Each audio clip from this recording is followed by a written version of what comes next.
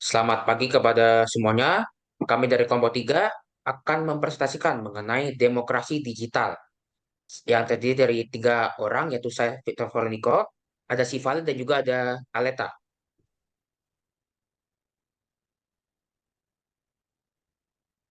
Yang pertama, bagaimana Anda melihat Anda sebagai seorang netizen dalam memperkuat demokrasi di Indonesia? Yang pertama, kolaboratif dalam semua hal karena sudah dimudahkan. Yang kedua, inovatif dalam pembuatan demokrasi dalam digital. Dan yang ketiga adalah tidak memposting hal-hal yang mengandung konten yang disosiatif.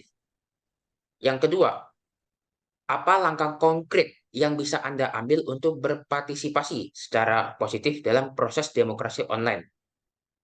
Yang pertama, bergabung dalam kelompok diskusi mengenai demokrasi digital. Yang kedua, meningkatkan literasi mengenai demokrasi agar tidak menyebarkan informasi yang salah. Yang ketiga, berpartisipasi secara sopan dan beretika ke kita ketika mengikuti diskusi ataupun menyampaikan pendapat. Yang keempat, memahami hak dan tanggung jawab yang kita harus laksanakan, termasuk hak untuk menyampaikan pendapat. Yang kelima, memastikan pengaturan privasi di akun-akun media sosial supaya optimal untuk melindungi data pribadi dari penyalahgunaan. Selanjutnya yaitu diskusi yang ketiga, bagaimana media sosial dapat digunakan untuk meningkatkan partisipasi politik di kalangan generasi muda.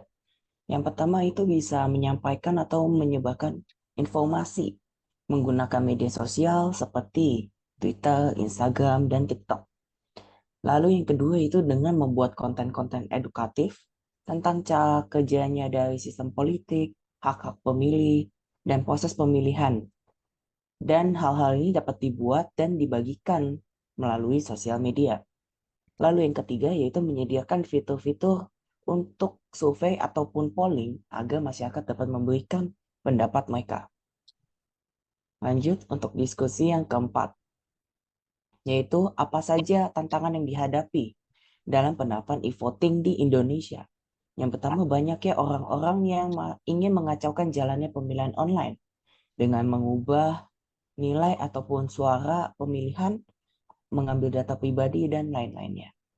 Lalu yang kedua, kurangnya infrastruktur dalam bidang digital.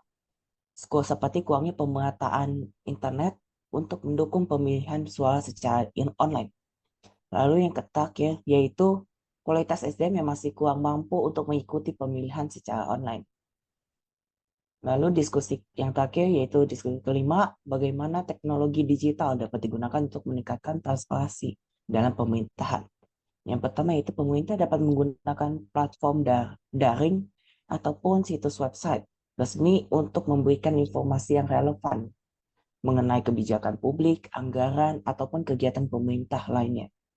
Yang kedua yaitu memberikan pembaruan dan interaksi langsung dengan masyarakat.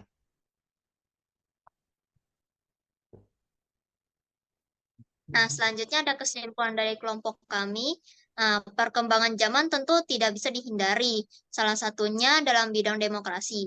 Dengan teknologi yang kini hadir, masyarakat sekarang dipermudah dalam hal demokrasi seperti pemberian ide-ide ataupun untuk menentukan suatu hal seperti voting melalui berbagai platform digital. Namun, diperlukan kesadaran dari masyarakat agar perubahan dalam demokrasi ini menjadi langkah yang positif untuk mencapai negara yang maju. Penggunaan secara negatif dapat mengakibatkan banyak hal buruk juga. Oleh karena itu, mari bijak dalam memanfaatkan digitalisasi dalam demokrasi. Sekian presentasi kelompok kami. Mohon maaf bila ada kesalahan ketika presentasi. Terima kasih.